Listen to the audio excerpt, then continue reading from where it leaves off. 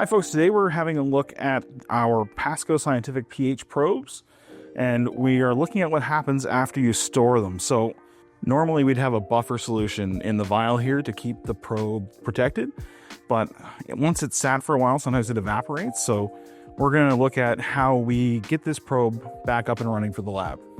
So as you can see here, we've got a couple that we've pulled apart, and when the solution evaporates, it leaves behind a salt residue.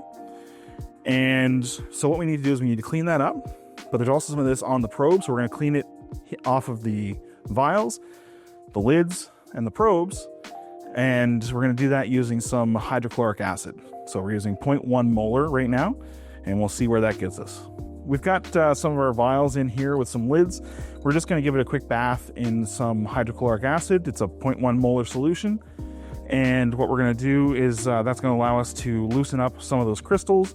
We're going to make sure we don't have any residue in here and no small crystals, so that way we don't give the future solution a place to nucleate on and start growing those crystals more quickly.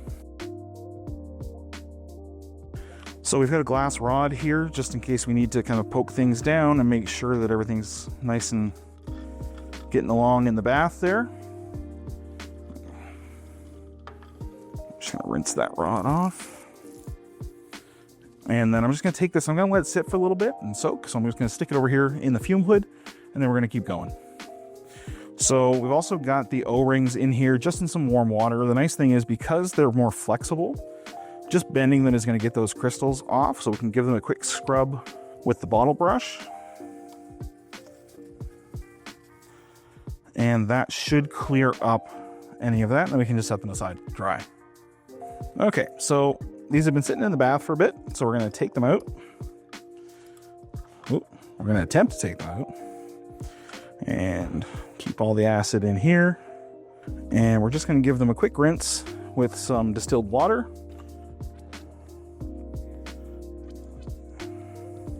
We're going to then give it a quick scrub with the bottle brush, including around the threads, because that's where it's more likely for things to get trapped. Another quick shot with the distilled water. That way we don't have any contamination inside. And then we can just set that aside to dry. All right, and then of course we also have our lids in here, our collars. Same thing, we're gonna give them a quick squirt with the distilled water. Once we've rinsed the acid off, quick scrub with the bottle brush. Focusing, like say, on those threads because we want to make a good seal. And there you go. We now have two nice clean pieces of material, and then we just rinse and repeat.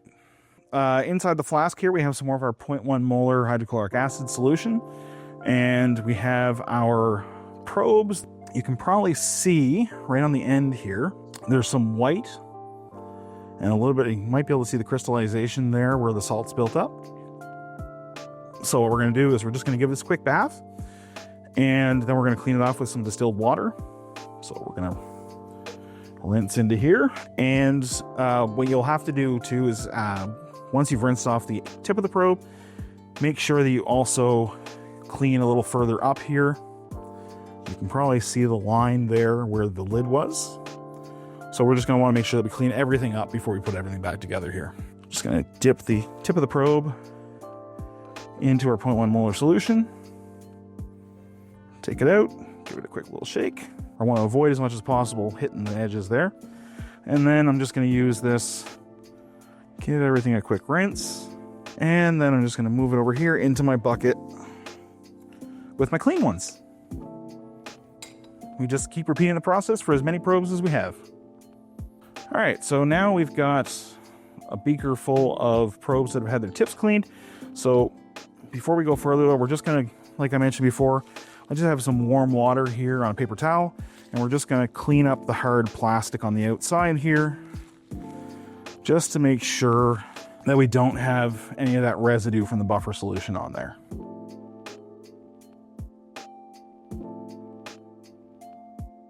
Now that we have some clean probes, we need to try and calibrate them. So the first thing we need to do is we need to have some set points where we know what the pH is going to be. So to do that, we have some buffer solutions. So what we're going to do first, we're going to start with some distilled water. Make sure it's distilled water, not tap water for this. Don't need any impurities. We've got our graduated cylinder here, so we're going to go 100 milliliters.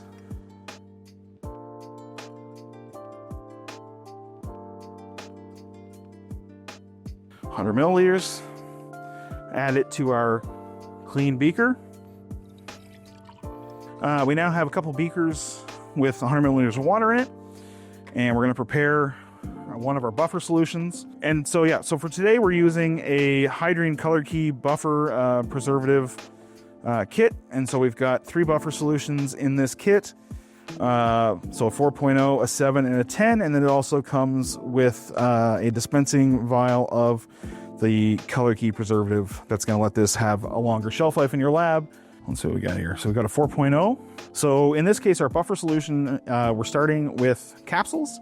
So the capsules contain all of the chemicals we need to make the buffer solution. We just add the chemicals to the distilled water. Make sure you follow the directions on how they want you to do it. In this case, we're going to empty the powder into 100 milliliters of distilled water. This basically means that you don't need to buy bulk buffer solution, and you can make it as you need it. The powder in these is going to be shelf stable a lot longer than if you buy an aqueous solution. All right. So first things first, they are capsules, so it's kind of like handling medication. Make sure your hands are dry. And we're going to take one out here. I'm going to close this back up so we don't get any liquid inside of there and compromise the rest of them. All right, and we're just going to basically crack this open. There we go. And pour everything out. Nice and easy. Make sure we get as much out of there as we can. And then we also have a 7.0 here, so we have a neutral. And you can just basically, with these guys, you can just kind of give them a little twist and pull them apart. You want to go real slow and don't pull too hard, because otherwise powder is going to go flying all over the place. There we go. That way we're not getting anything on our hands. Double check, make sure we're empty. And then we're just going to go ahead with a glass rod that's been cleaned with some distilled water. We're just going to go ahead and give these a quick stir, and we'll be right back. We have 3 solutions here. As you can see, we've already mixed up our base solution, so that's a 10.0. But you'll notice that it's blue, and our other 2 solutions aren't. So what we have also in this kit, a Color Key and buffer preservative all in one. So we're going to drop 3 drops into each of these. What it's going to do is it's going to mean that the buffer is going to have a longer shelf life. So without this, the buffer solution is probably going to be good for about a week. With this, it's good for about 4 weeks. So we can keep it, and we can keep recalibrating any of the probes that we need to. But more importantly, we'll be able to tell which one's which. So if I go in here, 3 drops in, 1, 2, and 3. So you can tell right away, I'll stir this up in a second, it's green. So that means that it's going to be our 7.0. And over here, 1, 2, and 3.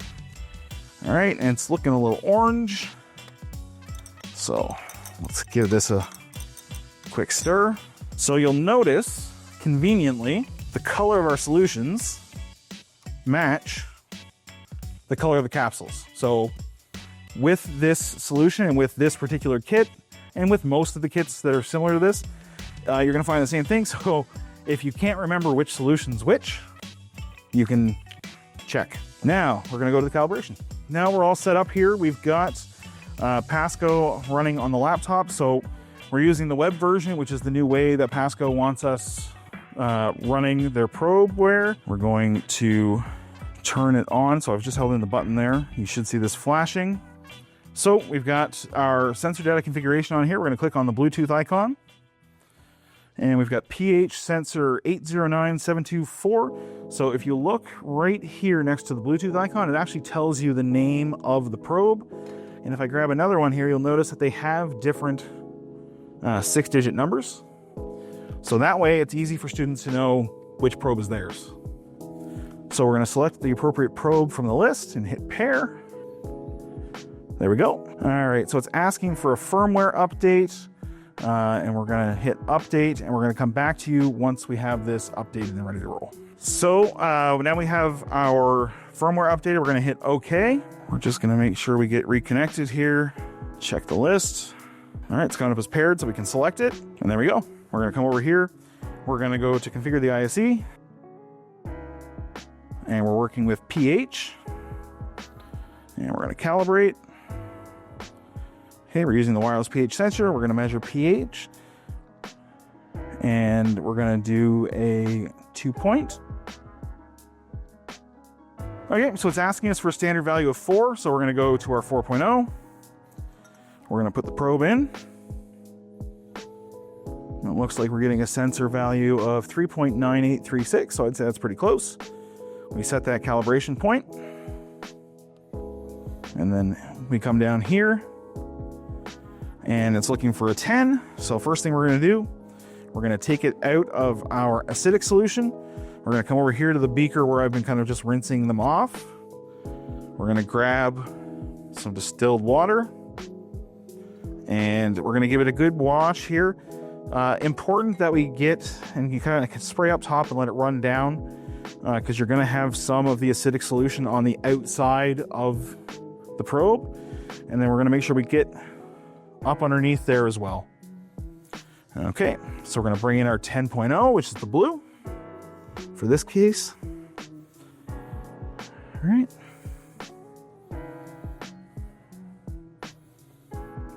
And we're going to let it sit for a second. All right, and it looks like we're holding at about a 9.8 according to this probe. So we're going to set the calibration there. Then we hit OK. Take it out, rinse it off, make sure you get underneath there. Now we've tested and calibrated on these two solutions. So in theory, our third solution is the one we can test on. So I'm just going to go ahead and pull up the digits for my sensor. I'm going to shake off any excess distilled water there, pop it in my 7.0. Let's see, and then I'm going to hit start and see where we're at here. All right, so it says that we're at a 7.09. If you're within 0.1 with any of these buffer solutions and with the probe, I'd say we're doing pretty good. All right, so now that we have it calibrated, we can kind of go to the next step, put together the storage container and the buffer solution to store it in, and then we're done. Okay, so we've measured a little bit more water here. What we're doing is we're actually going to prepare a buffer storage solution. So first thing we're doing is we're going to start by mixing up 4.0 buffer solution, just like we already did. Make sure we get all that powder out into there. So I know that there's 100 milliliters in here, so I'm mixing up 100 milliliters of that solution. I'm going to steal the stir out of the same solution. Give it a good mix. And while I'm mixing that up, I might as well just go ahead and add in our indicator and preserver. 1, 2, 3. And then what we're going to do is, the way the prep works for this is it calls for 80 milliliters of our buffer solution, and we're going to add some KCl to that, or potassium chloride to that. And then I'm going to take my 100, pour off 20 into the graduated cylinder, so now I have 80 left, mix that up, and then we top it up to 100 milliliters. Then we can divide it out into our vials.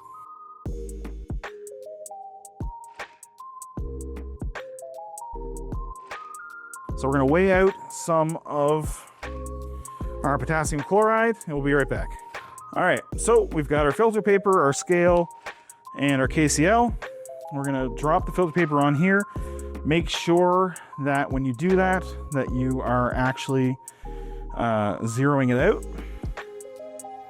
So we're at 0, and we're shooting for, let me see here, 29.82 grams.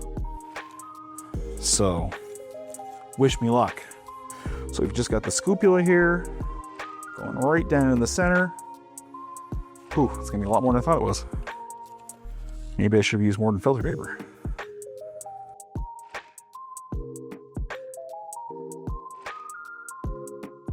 Yeah, so 10.1 down into here. All right, I'll keep going.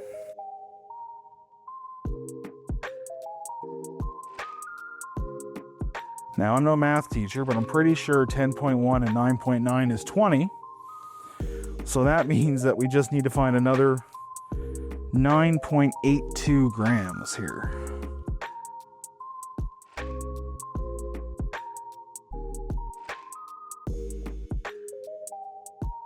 There we go, 9.8. Seal that KCl back up for next time. All right, we're gonna get that all stirred up.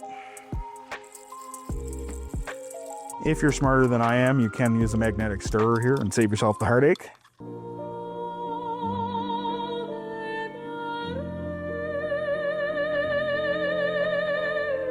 Home stretch, we have our clean containers. First thing we're gonna do is we're just gonna pop this O-ring back into the lid.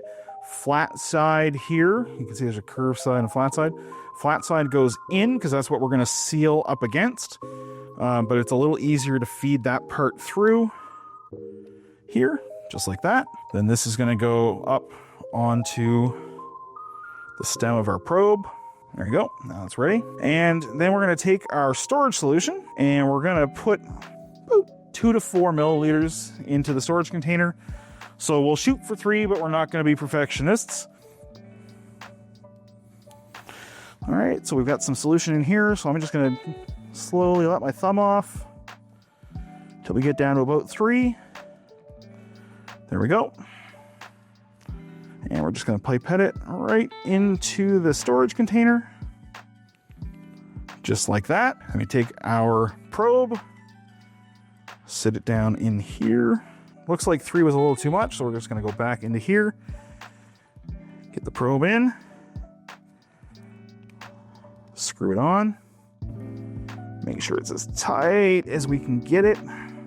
Not monkey tight, but as tight as we can get it.